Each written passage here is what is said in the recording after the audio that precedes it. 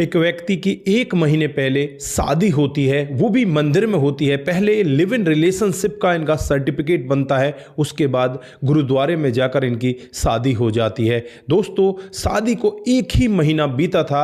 1 महीने के बाद अचानक इस लड़के की जो माँ होती है वो बीमार हो जाती है। माँ को आनन फानन में लेकर ये हॉस्पिटल पहुंचता है।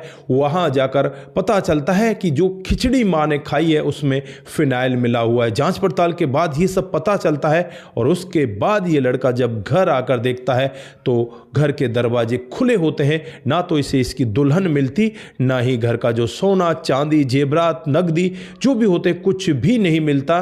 फिर ये यहाँ पर अपने आप को ठगा महसूस करता है। दोस्तों, ये पुलिस स्टेशन में भी जाता है, लेकिन पुलिस वाले इसके मामले में गौर नहीं करते। फिर पुलिस के आला अधिकारियों को पत्र भी लिखता है, वहाँ पर भी इसकी कोई खास सुनवाई नहीं हो पाती। फिर कोर्ट के जरिए इस मामले में जब दखल अंदाजी की जाती है तो सारा मामला खुलकर सामने आता है। दोस्तों, क्या था पूरा मामला, कहाँ का ये मामला है, अगर आप लोग भी पूरे मामले को डिटेल से जानना चाहते हैं तो वीडियो को जरा सा भी स्किप ना करें, लास्ट तक वीडियो को जरूर देखिएगा। आगे बढ़ने से पहले हमारी वही रिक्वेस्ट कि जो हमारे चैनल के साथ नए हैं कृपया करके चैनल को फॉलो कर लें, बेल आइकन को जरूर प्रेस करें। नमस्कार, जय हिंद। आप देख रहे हैं APH न्यूज राहुल रावत के साथ। दोस्तों, आज की जो हकीकत की घटना आप लोगों को बताने जा रहा हूं, ये राजस्थान में एक जगह अलवर पड़ती है। अलवर का ही रहने वाला विक्रमजीत जो यहाँ पर एक महिला से मिलता है जिसका नाम बबली कौर होता है। दोस्तों, बबली कौर इसे एक और महिला से मिलवाती है जिसका नाम पिंकी कौर होता है। पिंकी कौर कहती है कि मेरी एक भतीजी है जिसका नाम रेखा कौर है और जिसका अभी तलाक होने वाला है, तुम उसके साथ में शादी कर लो, ब्याह रचा लो, तुम्हारा जीवन आगे बेहतर तरीके से चलेगा। दोस्तों, यहाँ पर विक्रमजीत इन लोगों की बातों में आ जाता है और शादी करने का जो खर्चा होता है गुरुद्वारे में, उसके बाद रिसेप्शन देता है, लगभग 5 लाख रुपए ये खर्च कर देता है।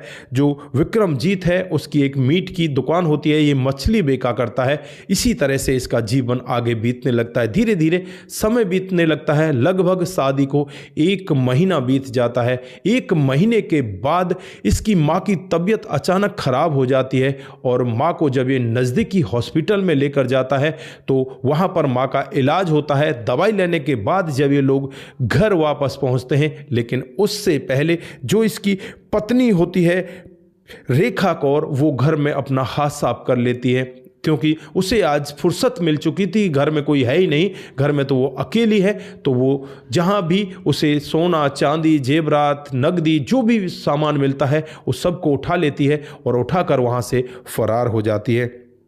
दोस्तों, उसके बाद जब ये विक्रमजीत अपनी इस पत्नी रेखा कौर को कॉल करता है तो कॉल यहाँ पर इसकी मौसी पिंकी कौर उठाती है। पिंकी कौर यहाँ पर विक्रमजीत से यही कहती है कि तुम दोबारा कॉल करने की कोशिश मत करना, हमें ढूंढने की कोशिश भी मत करना, क्योंकि हमारा पेशा यही है। तुम्हारे साथ ठगी हो चुकी है, ज़्यादा 3-5 करने की कोशिश की तो तुम्हें झूठे केस में फंसा दिया जाएगा और तुमसे और ज़्यादा पैसे वसूले जाएंगे। दोस्तों, विक्रमजीत यहाँ पर डिप्रेशन में चला जाता है।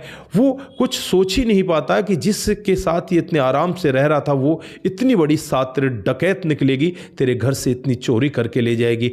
अब ये नज़दीकी पुलिस स्टेशन में भी जाता है और वहाँ जाने के बाद पुलिस वालों को पूरी गुहार लगाता है, उनसे कहता है कि साहब मेरे साथ में इस तरह की ठगी हो गई है। पुलिस वाले इस मामले में ज़्यादा कोई दखल अंदाजी नहीं करते। फिर ये लड़का बहुत ज़्यादा परेशान हो जाता है। परेशान होकर ये फिर पुलिस अध्यक्ष के पास में एक लेटर लिखता है। उस लेटर का भी कोई खास जवाब नहीं मिल पाता। अब ये बहुत ही ज़्यादा परेशान होता है। इसने अरावली विहार में अपनी रिपोर्ट दर्ज कराई थी, लेकिन कहीं से भी इसे कुछ मदद मिलती हुई दिखाई नहीं देती और इसके पास फिर एक दिन पिंकी कौर का फ़ोन भी आता है और इससे कहा जाता है कि तू बहुत ज़्यादा उछल रहा है, तुझे अब झूठे केस में फंसाना ही पड़ेगा, इसमें फंसाना ही पड़ेगा और तुझसे हमें पैसे लेने ही पड़ेंगे, तू ऐसे मानेगा नहीं। और इससे 3 लाख रुपए की डिमांड कर देती हैं। लेकिन यहाँ पर ये अब नज़दीकी कोर्ट में पहुंच जाता है और वहां जाकर याचिका लगा देता है कि इस तरह से साहब मुझे परेशान किया जा रहा, मेरे साथ में इस तरह से ठगी हुई है। जब कोर्ट की दखल अंदाजी होती है तो यहाँ पर पुलिस वालों के भी कान खड़े होते हैं। पुलिस वाले फिर इस मामले में दखल अंदाजी करते हैं और दखल अंदाजी करने के बाद पुलिस अपनी जांच पड़ताल करने लगती है। तो यहाँ पर पता चलता है जो रेखा कौर है वो अलवर में दिल्ली रोड पर रहा करती है और जो पिंकी कौर है वो इसकी मौसी है, वो सिरसा में रहा करती है। और जो यहाँ पर रेखा कौर है उसका भी कोई तलाक नहीं हुआ है, वो हरियाणा के फरीदाबाद में है, उसके 2 बच्चे भी हैं। दोस्तों यहाँ पर जो ये लड़का होता है वो जनता कॉलोनी मौजपुर हाउस में रहा करता है। इधर जो कैथल हरियाणा का एक और लड़का है राहुल करके, उसके साथ में भी ये रेखा कौर इसी तरह से ठगी कर चुकी है। ये सब खुलासे यहाँ पर अब होते हुए दिखाई दे रहे हैं। पुलिस यहाँ पर दावा कर रही है कि जल्द ही अब इन आरोपियों को गिरफ्तार कर लिया जाएगा, इनके खिलाफ सख्त से सख्त कार्रवाई की जाएगी। लेकिन यहाँ पर बहुत बड़ा सवाल कि अगर समय रहते पुलिस इस कार्रवाई को ढंग से कर लेती तो शायद उनको पहले ही पकड़ लिया जाता। लेकिन यहाँ पर आप लोगों को क्या लग रहा है कि पुलिस ने ऐसी कार्रवाई क्यों नहीं की, कोर्ट में उस लड़के को क्यों जाना पड़ा, क्या बड़ी वजह रही होगी? इसके पीछे भी बहुत सारी वजह छुपी हुई होंगी और पुलिस वाले अभी दावा कर रहे हैं कि जल्द ही इस मामले का खुलासा किया जाएगा और जल्द ही इस मामले से पर्दा उठाया जाएगा। तो दोस्तों यहाँ पर इस घटनाक्रम को सुनाने का उद्देश्य सिर्फ आप लोगों को जागरूक करना है, आप लोगों को समझाना है कि ऐसी घटनाएं किसी के साथ भी हो सकती हैं। कभी भी ऐसे अनजान लोगों पर विश्वास ना करें और ना ही आप लोग ऐसा करें कि हमारी तो शादी हो जाएगी, हमारी तो बल्ले बल्ले हो जाएंगे, पत्नी आ जाएगी घर पर, हमारे मजे हो जाएंगे। कभी ऐसे झूठ फूट की और ये जल्दबाजी की जो शादियां होती हैं वो इसी तरह से हमें धोखा दे जाया करती हैं। अगर शादी ब्याह करना भी है तो आप अपनी रिश्तेदारियों की जानकारी से करें या एक दूसरे से पहले पूरी तरह से उसके बैकग्राउंड के बारे में जान लें। ये कहाँ की रहने वाली है, क्या ये करती है, इसका बैकग्राउंड क्या है, ये सब हमें पता होना चाहिए। तभी जाकर हमें शादी जैसे फैसले लेने चाहिए, नहीं तो ऐसा किसी के साथ भी हो सकता है। यहाँ पर जिंदगी बर्बाद होने में 1 मिनट लगता है। दोस्तों यहाँ अब ये विक्रमजीत बिल्कुल डिप्रेशन में गया पड़ा है क्योंकि 5 लाख तो इसके शादी के रिसेप्शन में खर्च हो जाते हैं और उसके बाद इसके घर से जो जेवरात नगदी हैं उन सब को इसकी जो पत्नी बनती है वो यहाँ से उड़ा कर ले जाती है। तो दोस्तों अपने आप को सावधान रखने की ज़रूरत है, अपने आप को बचाने की ज़रूरत है।